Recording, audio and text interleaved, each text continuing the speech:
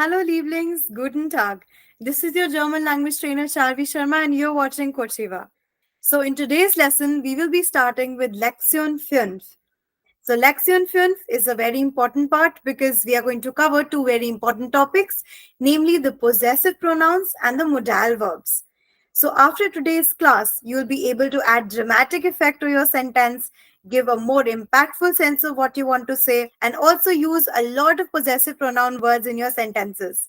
So this particular lesson will make your life easier in terms of how to say his brother, their sister, his parents, my cousins, how to use all these words in German language. So in today's lection, our vocabulary level will be set by a topic called Termin und Planung. So this Termin and Planung will help us understand appointments and how to plan a schedule. So this is a schedule of a person. Let us begin by understanding and reading along. Ich stehe Viertel vor 6 Uhr auf und jogge 6 Uhr, meaning I wake up at 5:45 a.m. and start jogging at 6 o'clock. Ich frühstücke Viertel vor 7. Ich arbeite von 9 Uhr bis halb 1. So this means that I eat my breakfast at 6:45 a.m. and I work from 9 a.m. to 12:30. Und auch von 13 Uhr bis 19 Uhr. So he says, and I also work then from 1 p.m. to 7 p.m. Ich habe viele Termine. He says, I have so many appointments, so many investments. Ich telefoniere auch oft. I often call people and often speak to them over the phone. Ich gehe 23 Uhr schlafen. Ich lebe gesund. So he says at 11 o'clock, I go to sleep and I live a healthy life. Gesund means healthy. So ich lebe gesund will actually means I live a very healthy life. On that note, let us move ahead. Now this is a termin, a kind of appointment situation between a person and a doctor. So Dr. Knopf. Marco, ich hätte gern einen Termin. Waren Sie schon einmal hier? So this sentence means that this person, Marco, is asking that I would like to make an appointment. So the person is asking, were you already here some time ago? Waren Sie schon einmal hier? So this means that were you already here once earlier? So then Marco replies, ach nein, no, unfortunately I wasn't. Welche Krankenkassen haben Sie? Meaning, which health insurance do you have? So Marco answers by saying, the AOK, meaning the AOK one. One gate is done. So he says, then how will we go about it further? So the person making the appointment says, Moment, nächste Woche Montag 9 Uhr. So he says, okay, then we'll probably meet the next week on Monday at 9 o'clock. Dann kann ich nicht, da arbeite ich. Geht es auch 3 Uhr? So he says, I'm sorry, I will not be able to make it because I'm working then. So will it be fine if we make the time as 3 o'clock? So then the person says, ja, das geht auch. So he says, yes, 3 o'clock also works with us. Also am Montag 15 Uhr auf Wiederhören. So this means, so then we will hear from each other next on Monday at 3 o'clock. So this was the dialogue between the people. Now let us start with the interesting part, the grammar topic, which is the possessive pronomen. So in German language, the possessive pronomen are basically used to express things like their sister, his brother, my cousin, his textbook, their knowledge. So to indicate all those things, we use possessive pronouns in German language. Possessive pronouns are important because they have certain endings according to the gender of the object we are dealing with. So this is very important in German language. As soon as you know a new vocabulary word, you have to know what the corresponding gender to it is, because that will provide us an insight not just towards the articles, but also to topics like possessive pronomen, which have to have an ending at the end. So the list of possessive pronouns says, mein for ich, du will be dein, for er it is sein, for sie it is ihr, then sein, unser, euer, ihr, and ihr. So these are the basic forms of the possessive pronouns. But depending on the context and depending on the object pertaining also to the case of the German language, you have to use these possessive pronouns. Confusing? Let me make it simple for you. So now here, as on your screen, you can see that this structure has not just the genders, which is the masculine, feminine, neutral gender, including all the personal pronouns, namely ish, du, er, sie, es. So this will basically have all the genders also. He, she, it, everything is here. Other than this, you also have the cases, nominative, accusative, and dative is not yet here. So we are already dealing with nominative and accusative. So let us do this in detail. So when in the nominative case, you are dealing with the possessive pronouns, this is how the table will look like. With ish, we say mine. With du, we say dein. With er, we say sein. With sie, it is ihr, and so on and so forth. So you can see that there is no ending here, right? So this is because in the nominative masculine case, there is no ending attached. But when you are dealing with the feminine case, so feminine case, you can see for nominative and accusative, which is exactly same. So when you have to put an ending for the feminine case, be it for nominative or the accusative case, the feminine endings will have an E ending towards the end.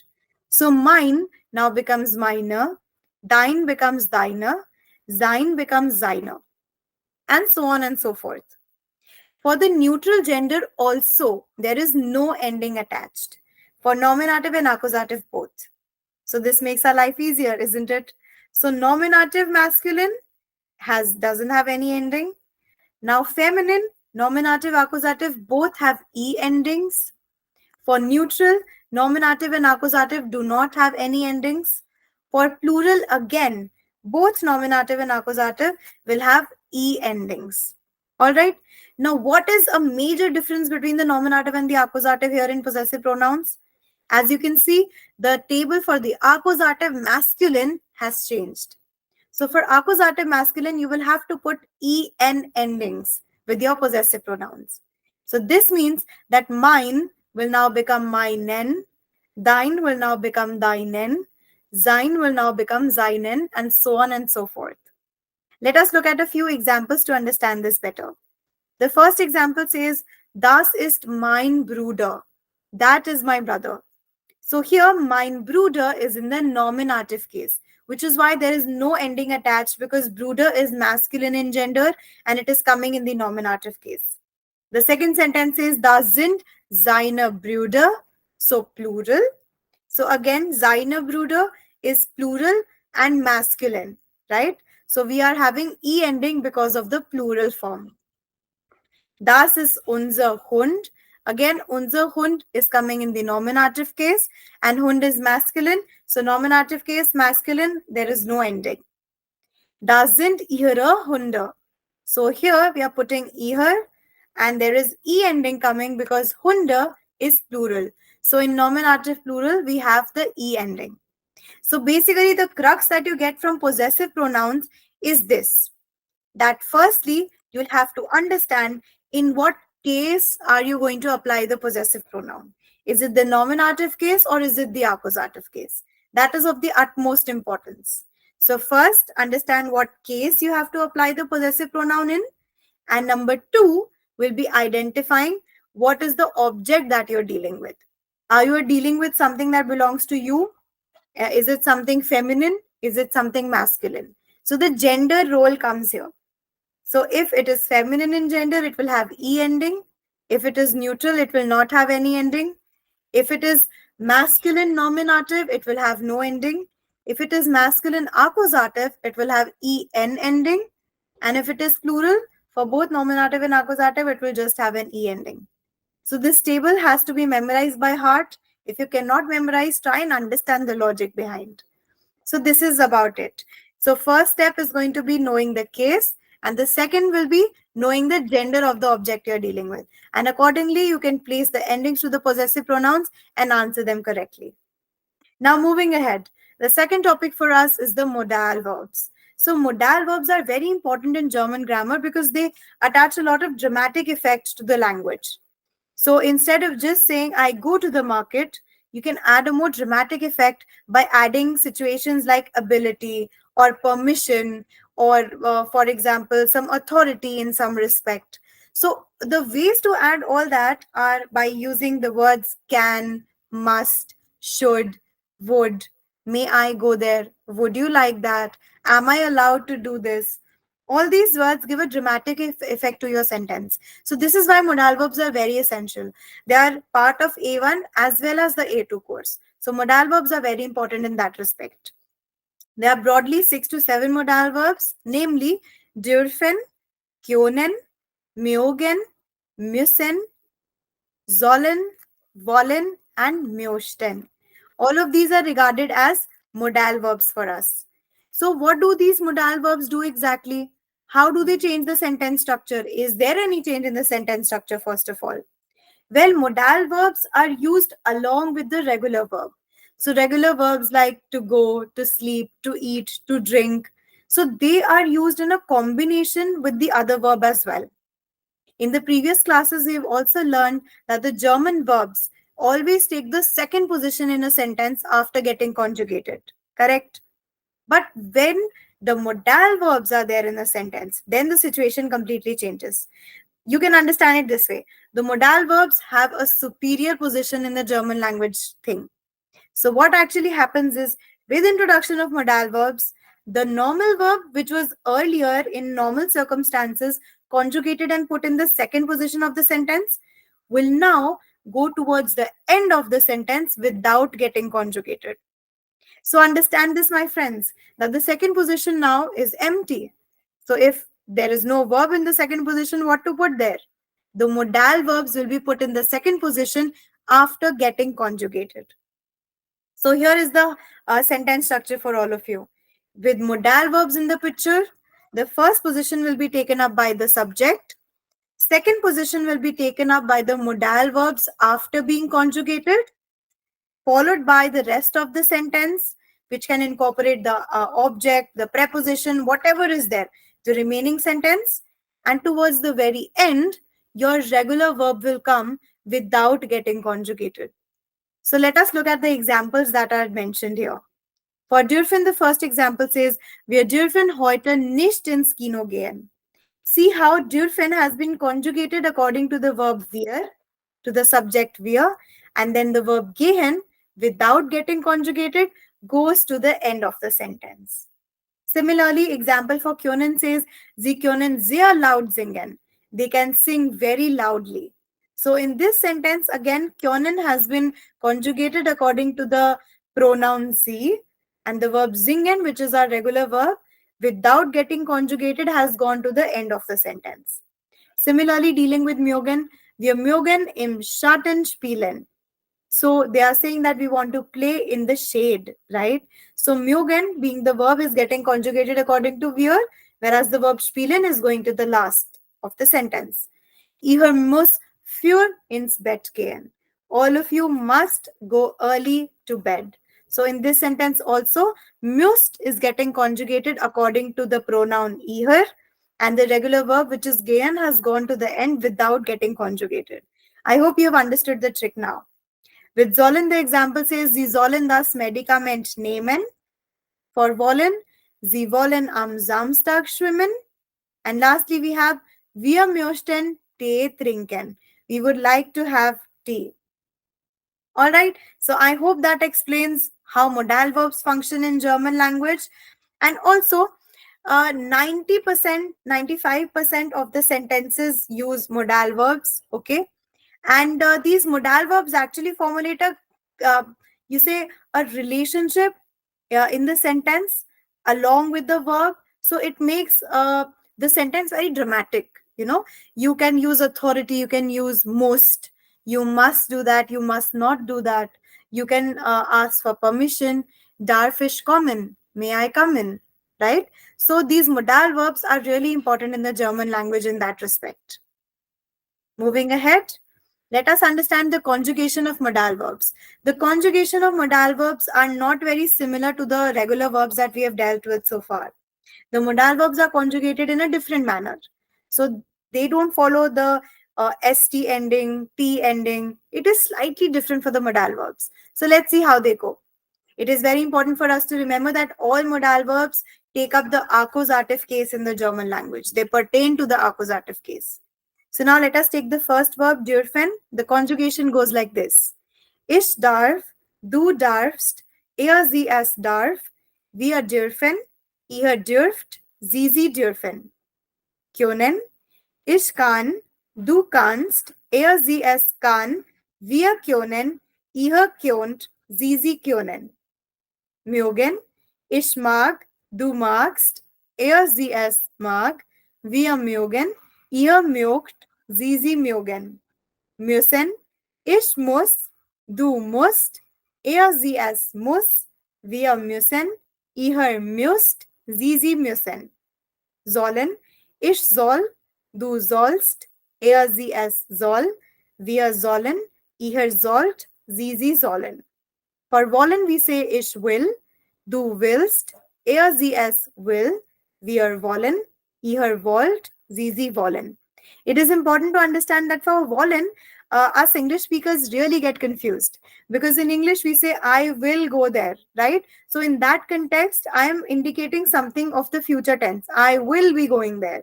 So I'm indicating something that is going to happen in the future. But in German, the word will actually mean to want. So if I say ich will, it will not mean I will go there. It will actually mean I want. Ich will is I want because wollen means to want. Remember this, please. The next one and the last one is möchten. Ich möchte, du möchtest, sie es möchte, wir möchten, ihr möchtet, sie möchten. Now moving ahead and doing the Wortschatz, which is the grammar part, the vocabulary. So let us begin. Der Termin, die Zeitangabe, please keep repeating after me. Die Zeit, die Uhrzeit, der Wochentag, Verabreden, Entschuldigung, die Verspätung, trennbar, anrufen. Let us now look at the Beispiels. Ich habe 2 Uhr einen Termin. I have an appointment at 2 o'clock. Ordnen Sie bitte die Zeitangaben zu. Meaning, please formulate the date, time, and information. Die Zeit, 9 Uhr. The time, it's 9 o'clock. Zeitangaben machen. Uhrzeiten und Wochentagen. So this means make a kind of schedule about the date, time, and everything, the days of the week, whatever you want to know. Termine machen und sich verabreden. So to make an appointment and meet. Arrange a meeting and meet. Entschuldigung Sie, ich bin zu spät. Excuse me, I am a little late. Spät is late. So in German we also say bis später, meaning see you later. Next says, der Airbus hat Verspätung. The Airbus is delayed. Das Verb umziehen ist trennbar. So let us first understand what trennbaren verbs are. So to help all of you understand the trennbaren verbs, I have a list of trennbaren verbs. Trennbaren verbs are nothing but separable verbs. How are they separable and in what sense? Well, the trennbaren verbs are actually verbs that separate when you're writing them in a sentence. So, for example, the first word as you can see on your screen is anrufen. The word anrufen will actually be split into 2 parts. You will deal with an and rufen separately, although it is one word. When using it in a sentence, the word will actually change. So when I'm making a sentence that I'm calling my sister Anna, so I will say, Ich rufe Anna an. Why is this coming? So what have I done in this sentence? I have separated anrufen into an and rufen. What am I doing next? I'm conjugating the latter half of the verb, meaning I'm just conjugating the verb rufen and I'm placing it at the second position where the normal verb comes. What is happening to the former part of the word? The word an is going to the end of the sentence as it is. So this is how you have to deal with trennbaren verb. The next word, which is uncommon, you can formulate a sentence like this. Der Zug kommt 9 Uhr an, meaning the train is going to arrive at 9 o'clock. I'm doing the exact same thing. I'm dividing uncommon into two parts, un and common. I'm conjugating the verb, the latter half of the word, which is common, and I'm conjugating it and putting it in the second position of the sentence. Whereas what is happening to the first part of the sentence, the word, I'm taking the an word to the end of the sentence. And that is how you build sentences using trennbaren verbs or separable verbs. I hope you've understood this part. Let us also move ahead and read all the verbs that are there. So the verbs that I've written down are anrufen, uncommon. Please keep repeating after me. Anreisen, annehmen, mitbringen, mitspielen, abholen, einladen, einsteigen, einkaufen, zumachen, ausdrücken, aufstehen, wegfahren, losfahren, spazieren gehen, umsehen, aussteigen, aussehen, zurückgeben, zurückbringen, and zurückkommen. So I think with that, the trennbaren verbs are pretty much explained well. Now I think we can continue with the vocabulary that we were doing previously. So the next word for us is anrufen, which is again a trennbaren verb. Anrufen is to call. Look at how the sentence is being built up. Ich rufe heute Klaus an. I will be calling Klaus today. See how rufe an has been separated because anrufen is a separable verb or a trennbaren verb.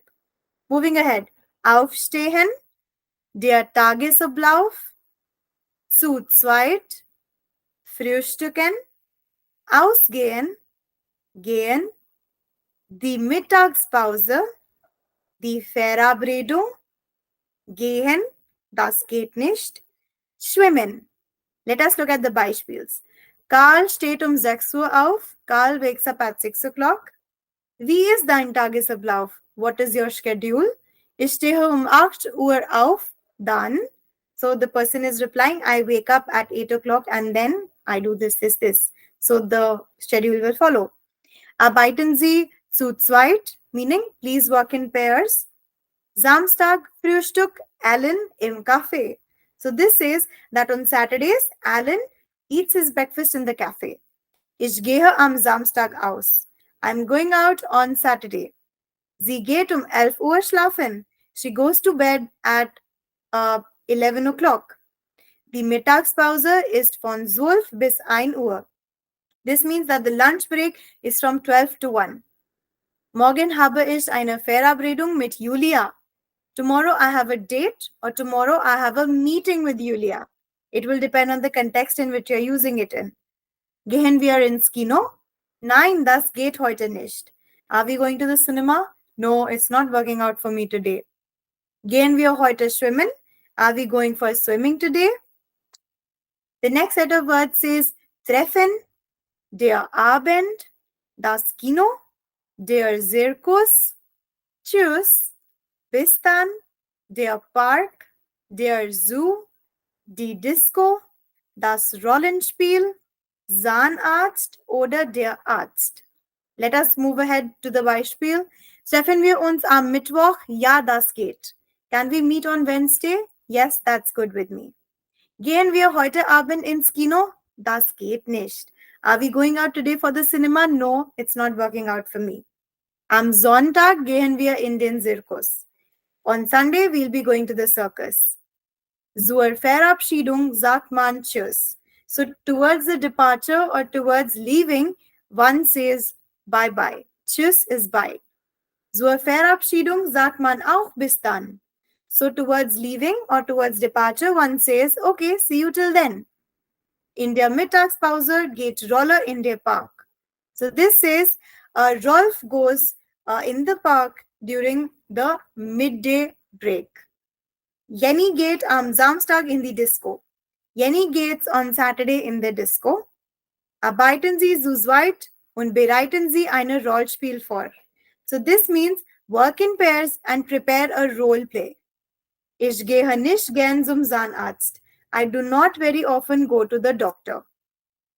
Next set says nach Vereinbarung, der Morgen, der Kinobesuch, der Besuch, der Mittag, bitten, frei haben, vorschlagen, ablehnen, einkaufen, anfangen. Let us now also quickly look at the examples of the same. Termin bei Dr. Müller gibt es nur nach Vereinbarung. So you can only make appointments to the doctor and then visit him. Es ist 5 am Morgen. Ich brauche keinen Kaffee. It is already 5 in the morning. I need my coffee. Wie war den Kinobesuch? Der Film war gut. How was the cinema visit? The film was wonderful. Tante Hilda kommt zu Besuch. So Tante Hilda is coming to visit us. Mittag is 12 Uhr. Midday is 12 o'clock in the afternoon. Einen Termin bitten. I request you for an appointment. Haben Sie am Mittwoch einen Termin frei? Do you have some free time on Wednesday? Einen Termin vorschlagen? Geht es am Freitag? Can you please suggest an appointment time? Will Friday work with you? Einen Termin ablehnen. Tut mir leid, das geht nicht. So you are refusing to make an appointment and you're saying, I'm so sorry, it won't go with me. Was kaufst du ein? Cola, Kaffee oder Tee? So you're going to shopping, so what do you want to buy? Cola, coffee or tea? Wann fängt die Schule wieder an? Am Montag. When is the school starting again? On Monday. The next set of words says mitkommen, absagen, der Zeitplan, die Pünktlichkeit, der Plan. I hope you're repeating after me. Die Übungszeit, oft, besser als, pünktlich, beantworten. Let us also look at the examples now. Kommst du mit ins Kino? Nein, das passt mir nicht. Are you coming to the cinema? No, it doesn't work well with me. It doesn't suit me. Der Lehrer sagt den Kurs heute ab. So the teacher is actually canceling today's course. Machen Sie einen Zeitplan? Wann lernen Sie Deutsch? Are you making a schedule? When are you learning German? Machen Sie einen Plan für jeden Tag. Make a plan for every single day. Übungszeit heute von 12 bis 2. So there is a practice or exercise time from 12 to 2. The next sentence is, ich mache oft Fotos. I often like to click pictures. Kurs üben und oft üben ist besser als viel lernen an einem Tag. So short intervals of practice and practicing often are actually better than learning too much at once and overloading oneself. Ist nie pünktlich. Ist immer zu spät. He is never punctual. He is always very late. Beantworten Sie bitte die Frage. Please answer the question. So with this, we have ended on a very good note, doing a lot of vocabulary work in today's class and also dealing with possessive pronouns and modal verbs. With a little bit of practice, there is nothing that can stop you from formulating correct sentences using modal verbs. All that you need to keep in mind is the sentence structure. For possessive pronouns, the Guru Mantra says, look for the case first. Is it nominative or accusative? And the second point, look for the gender. What gender do you want to apply the object of? And now coming to modal verbs, the Guru Mantra says, the second position will always be taken up by the modal verb after getting conjugated. Whereas the regular verb will go as it is towards the end of the sentence without getting conjugated. So that is all for today. I will see you in the next Lektion. Auf Wiedersehen und vielen Dank.